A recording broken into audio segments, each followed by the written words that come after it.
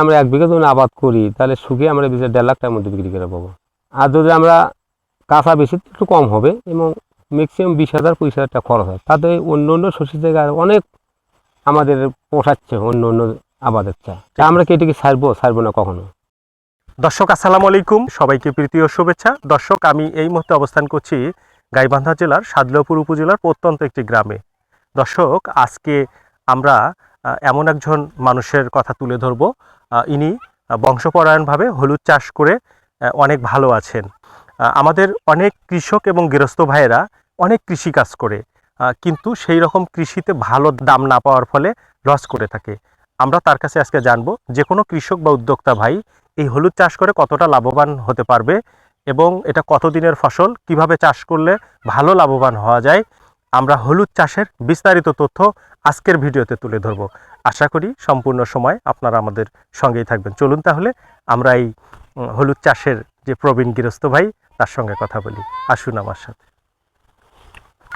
আসসালামু আলাইকুম। আসসালাম।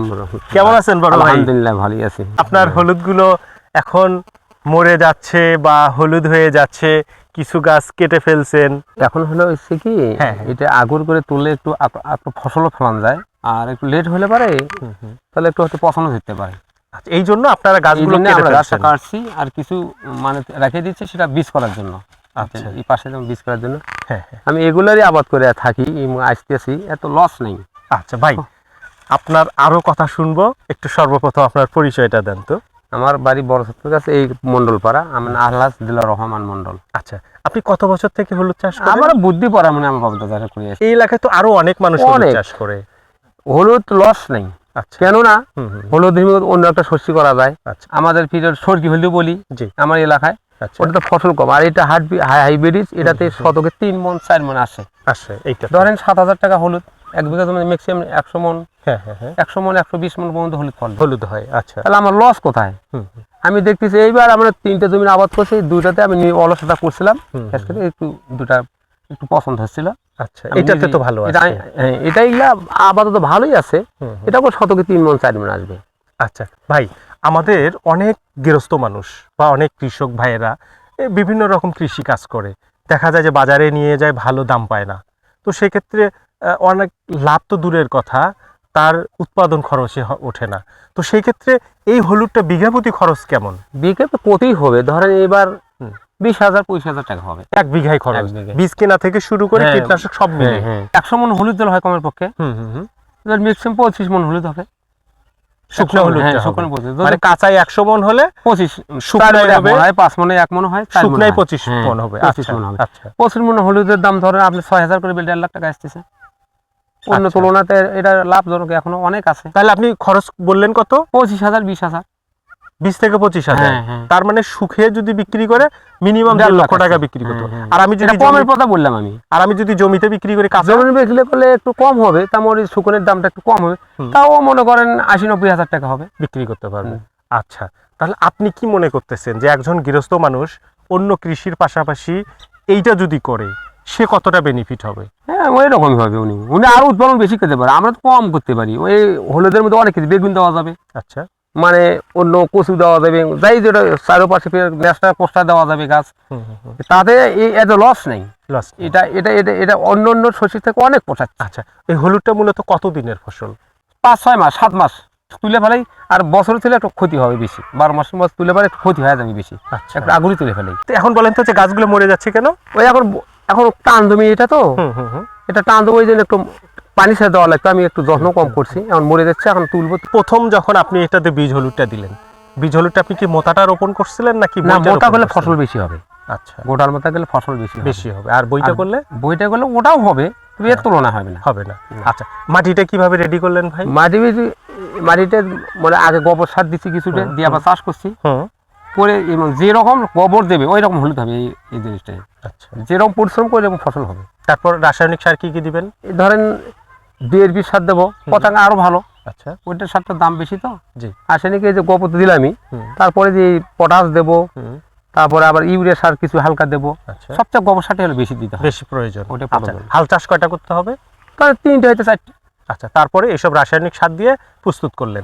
এখানে পচনের জন্য কোনো, এটা আমি অবহেলা করছিলাম এইবার, আমার নিজের ব্যক্তি গাফিলতার জন্য দেননি আপনি? না, আমার মেয়ে একটা কৃষি অফিসার, হুম, উনি বলছিল যে ওই আপনার এই মোতাটা হুম, একটা ওষুধ দেবো, ওটা পানির মধ্যে চুপড়ে হুম। ওটা আবার শুকান দিয়ে আবার গাড়ি ফেলাবে, তাহলে তারপরে পচনটা আসবে না, পচনটা আসবে এটা না।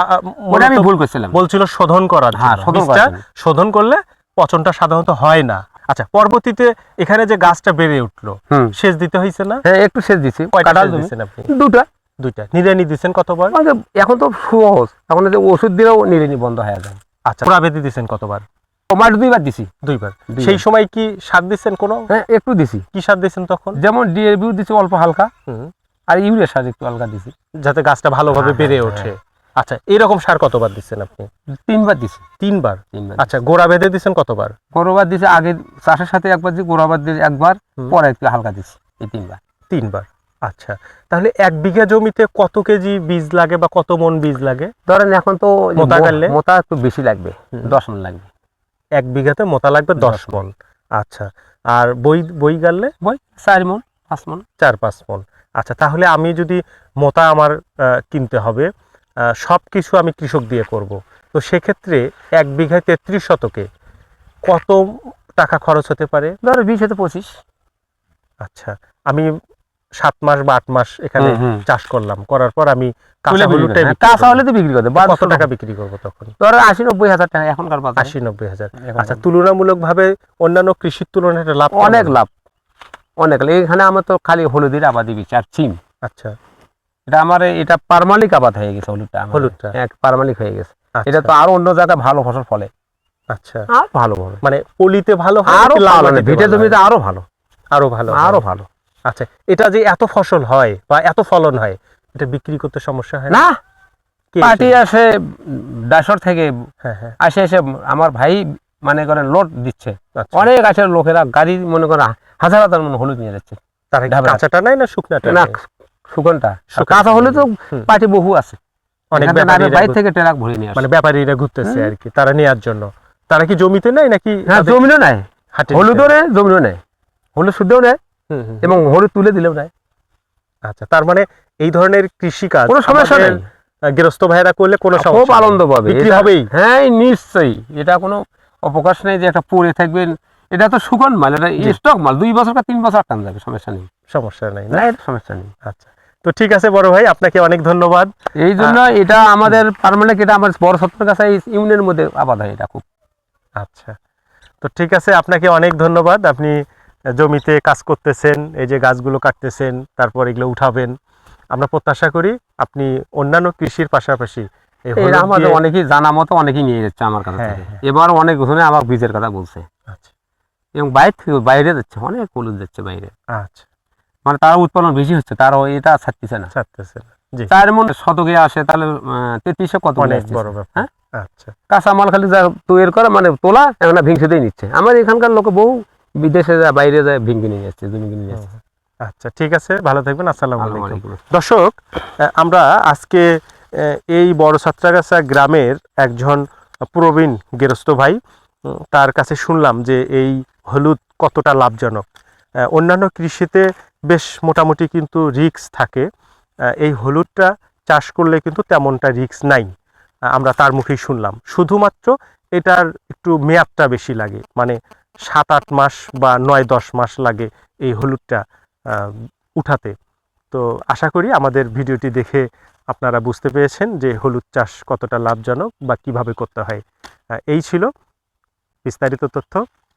দয়া করে আমাদের ইউটিউব চ্যানেলটি সাবস্ক্রাইব করবেন এবং পরবর্তী ভিডিওতে দেখার আমন্ত্রণ জানিয়ে আজকের মতো বিদায় নিচ্ছি। আল্লাহ হাফেজ।